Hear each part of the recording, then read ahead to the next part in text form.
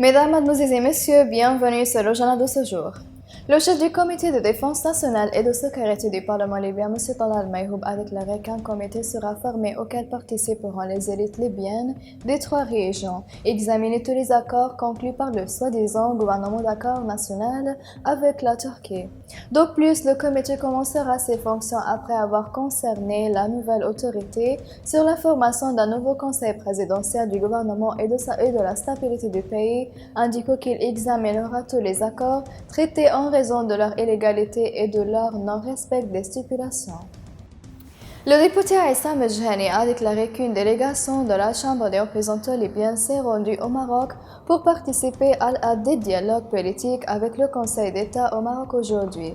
Medjani a ajouté que la délégation OR et la délégation de l'État, ils travailleront sur la deuxième réunion de Bouznera sur la conclusion d'un accord qui conduira la Libye à sortir de la situation actuelle. On traitera la deuxième réunion, résultat la première réunion, et l'article 15 de l'accord politique qui prévoit la formation de deux comités 5+5 pour discuter des positions souveraines. L'ambassade de France au Libye a exprimé lundi qu'il se félicite de la reprise des contacts directs sur les dossiers de sécurité et militaire libyens entre les délégations du commandement général des forces armées arabes et le gouvernement d'accord national à Ouganda sur les auspices des Nations Unies.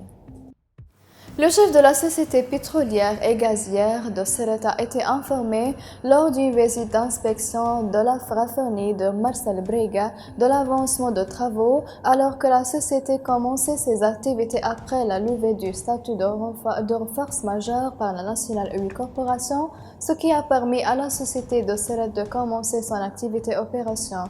Lors d'une visite d'inspection à la raffinerie de Marcel Brega, M. Massouda a été informé de l'avancement des travaux, la société ayant commencé ses activités après la levée de statut de force majeure par la National Oil Corporation.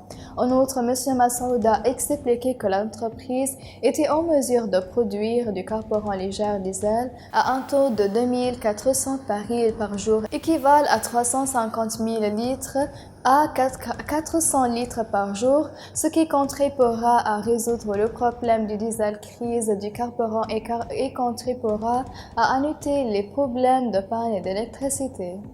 Mesdames et messieurs, la fin des résumés. Merci de m'avoir attiré votre attention. Au revoir.